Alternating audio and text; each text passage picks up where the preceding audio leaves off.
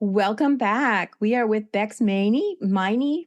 I always murder Yep. people's last names. Maini. I should just not even use them.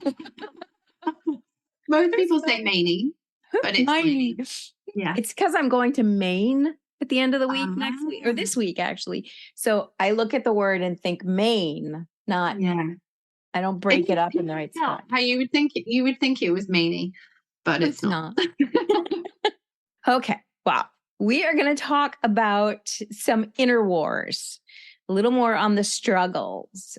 It sounds like from our previous episodes that you have personally overcome a lot of these yourself, just because your mindset seems to be really strong. But thinking about when it wasn't as strong, or when you were, maybe it was even 10 years ago, going back a little further into your journey, how do you use photography work itself, like today? How do you use the work of photography, whether it's nature or work, branding, and the challenges that come with that, to confront or to kind of argue with, or say no, the inner voice of doubt? So you have, the voice of doubt, I think, this imposter syndrome, whatever you want to call it, will always be there for a lot of people. But how do you use your current work as a way of basically shutting it up? I think you just don't give up. You just keep, if there's something you don't like or you are feeling doubt about, just keep going. I guess it goes back to what I was saying about when I was taking photos of the babies. I mean, obviously I had that extra thing. I was their mom. I thought they were cute. I wanted nice pictures of them. So that forced me to keep going. I still wanted pictures of them, but I didn't want to just keep doing the same thing again, because it wasn't going to change. So, learn, take classes, find people whose work you admire, which is exactly what I did, and learn from them. See if they offer mentoring. If they don't, ask them if they would consider it, because you never know. It might be something they've just not got around to putting on their website. And ask them the questions, ask them for guidance. Because honestly, I can't stress it enough. Hearing from other people, other creatives who you admire and who you trust, is 100% the way that I've managed to keep developing and keep sane and keep learning and enjoying it, and keep enjoying it, because I'm always learning new things. You never know everything. There's always new things to play with, new things to learn. So yeah, I would say, and if you really, really, really are like, oh my God, I suck at this, try something else. Do a different genre. Go and play. Like, if you usually do pictures of people, go and play with a macro lens. You can hire one. You don't have to spend money and buy very expensive lens. You can just, or, find those friends and say, let's have a meetup. Oh, what lens have you got? Can I borrow it? Or reverse the one you have and you've got a macro lens. Yeah, exactly. Even more fun. Take that lens off, turn it around, see what happens then. Oh my goodness, so much fun. Just make sure you've got a good dust blower. Yep. So I know in some of the past episodes, and you had talked about how you used a mentor. I don't know if it was early on or whether it was kind of in mid-journey, but you used a mentor. So incorporating that feedback loop, or the critiquing, whatever you want to call that, criticism. Yeah. How have you used that, and how do you use that to improve your process? And I know that you offer that yourself. So talk a little bit about what that mentoring has done in terms of helping you kind of push through some of those roadblocks. Yeah, I think the first thing is just even doing the questionnaire. So she sent me a questionnaire. It's what I do now for my mentees. I'll send them a questionnaire and find out what it is that they are aiming for. So it really makes you think. It made me think. It's like, okay, yeah, what do I want? I know I don't like my work, but I don't know what I'm aiming for. So it made me have to, because I was like, oh, what am I going to write? I need to think about this. So it really does make you concentrate and think about, okay, so, and then part of it, again, it was like, okay, so whose work do you admire? Whose work do you want to be making work like? Obviously, it's not about learning to be like someone else, or even the person who's mentoring you. I would say that it's not about making you a version of me, but it's about bringing out your own voice. But to do that, is what inspires you? What are your strengths and weaknesses, do you think, in your work? And then it's like, work do you love? What kind of work do you want to be making? Why is it that you don't like your current work? So it's kind of turning all those questions back on yourself to really make you think about okay, yeah, actually, what do I want? What do I want to be creating? So that's a big part of it.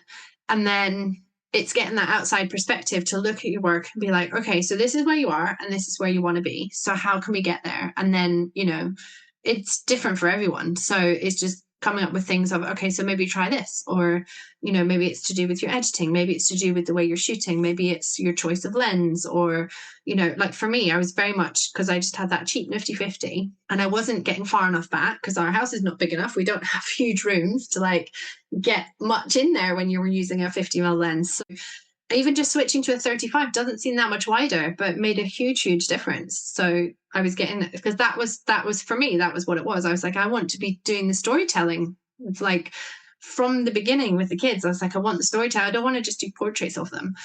So it was like, okay, so how do we do that? We need a wider lens to get more of the story in there.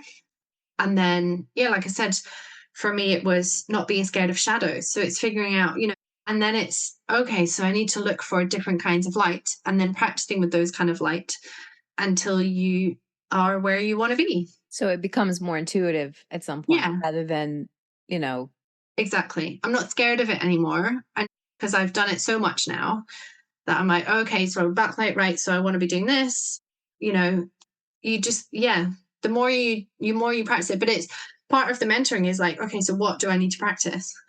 Exactly. Yeah. Okay. Very good.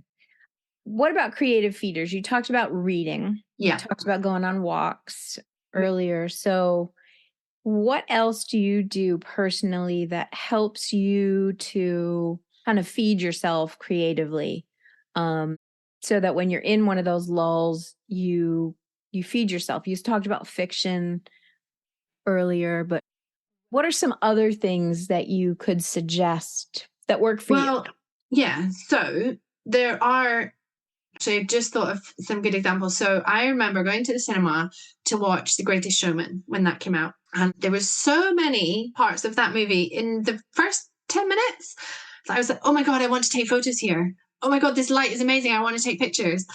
Not of the cinema, but like to be in it and get, because the lighting was amazing. And then there was another one, the Queen's Gambit, the chess series on Netflix that everyone went crazy for like a couple of years ago, I think.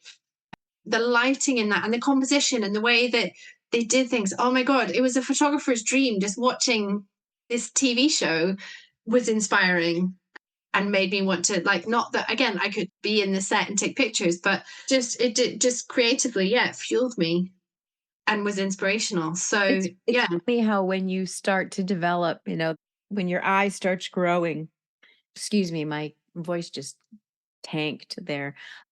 When your vision starts growing, you start seeing stuff everywhere. Yes. You're watching a movie, you're looking at where the direction of the light is and how it's bouncing. And I mean, you just start like analyzing these movie sets and the cinematics, and you do that when you're outside. You'll watch, you just see all these things that you never necessarily even noticed before.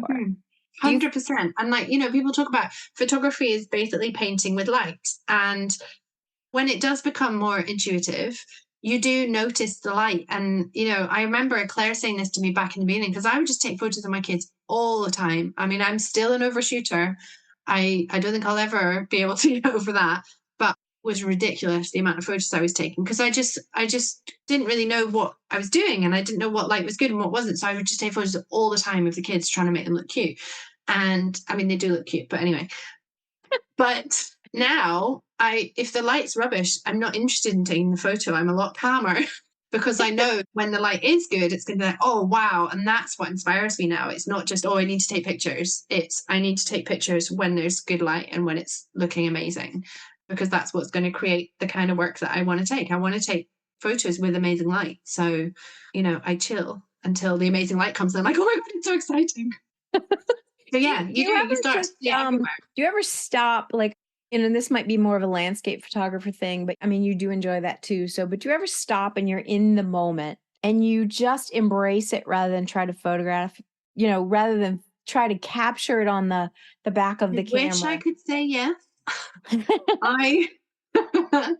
I'm terrible. I just, if I see something amazing, I have an urge. I just need the picture. You gotta take it. terrible. And I read about this and how, just being present and in the moment is good for your mental health. And, my family might hate me less, but I just can't help myself. It's funny because that was something I was like, I'd go somewhere and I wanted every picture I could see, which is like everything. So there's no way you can, and then you come home and there are like an embarrassing amount of pictures on and then you got to sort through them all and figure out which one of these 15 pictures is better. It's just like it creates this domino of work. So in that process, one thing I've learned is that for me, stopping before I take a picture. And this is one thing I've learned from one of the women that mentors with me is when you stop and just enjoy the scene and learn to, what am I reacting to emotionally? Yeah. So identify what that is and then focus on that to take home rather than trying to take home everything. Because usually everything isn't awe-inspiring. It's that one thing. And it might be, the way the light is hitting this one tree. And it might be that I'm looking at a giant ocean, but that tree is way more interesting to me than the ocean because its sky's boring or whatever. But the way that's backlit or whatever it might be. So learning to just allow yourself to be in that moment and to listen to the inner reaction to the exterior sights, if you want to call them that. Yeah. But once I started to practice that, because I really had to do that, because I was definitely a little, ever-ready bunny that's running around taking pictures of everything.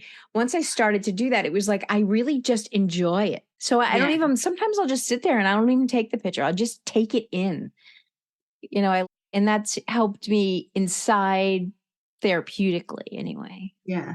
That all makes perfect sense. And I completely agree. And this is what I need to work on next. Because I'm not there yet. Well, I think it has to do with the fact that you have children too. Because I think when you have children, your mind is bouncing all over the place. Yeah. Because you have to be. It's like a survival thing. You got to think about what's next, the dishes that, there's just so much to do. Like mine are pretty much all grown. So I don't have to think about it too much. So I have the energy. Nice to have that headspace actually. And to be able to focus more, I think, because I am a bit scatty. It's okay. We all travel the same journey, just at different places, right? Yeah. Can you describe a particularly challenging or emotionally impactful project you worked on and how you navigated through your own emotions? I guess so there's a couple of things that come to mind. So one of them was a project I did. When the twins were about 2.5, I was diagnosed with postnatal depression. And I remember going to the GP and I was kind of like, is this postnatal depression or is it just depression? Because they're not babies. And she's like, no, I think this has probably been bubbling away. And just various things were going on at that time that sort of brought it all to a head. And I just couldn't cope. And then things got better. And I was like, that was where, the sort of mental health thing came from. I wanted to do something to give something back. And so the first thing I did before the Young Minds Headshot project was I offered free family photo shoots to mums who either were or had been suffering from postnatal depression. Because at the time, when I was in it, I was still taking pictures. And that was kind of helping me. It gave me something to focus on. And it helped me to be with my kids and not feel constantly like, oh my God, I'm going mad. And it helped me to see the beauty in motherhood, even though at the time I was really struggling with the whole motherhood thing and the guilt. And so I wanted to give them those pictures to other mums who maybe, aren't photographers and can't do that and see the beauty in it. So I did a giveaway where I was like, you don't have to message publicly or comment or anything, because obviously you might not want to declare to the world that you have postnatal depression. But if you want to be, considered, then send me a message. You don't have to tell me everything, but, tell me something. And they did. I got people sending me messages. And so I picked one and I gave her and her family a photo shoot, and it was lovely. But it was hard because I knew what she was going through when I was doing it, and she was struggling and I had been struggling. And, but then there's also that bit of solidarity of like, I was there too and I'm better now. So that was very emotional and quite challenging for many reasons. Yeah, that's a common thing. I mean, our hormones have such an impact on us that we don't even realize it half the time. I know I suffered from it, but it was in odd form because it was always after I stopped nursing. And it took Mm. me about 2 kids to figure out what was going on. The third one, I Oh. knew it was coming. The fourth one, I had it under, I knew what to do to get out of it. So the impact was less. When you only have 2 at once, I can't even imagine the stress of that. And having, the postpartum depression. I mean, that just makes it all worse.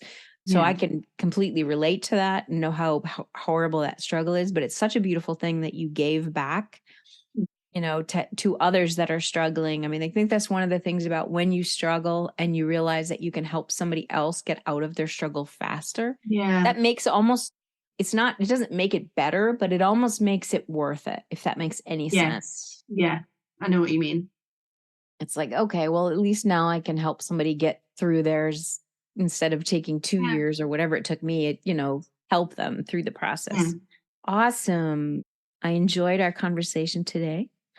Thank you. And we Me have too. one more session or one more episode to come back to. And we're going to talk about what I call a mindful heart and mindful eye or soul, however you want to look at it. And we will talk about what that means to you in a little bit.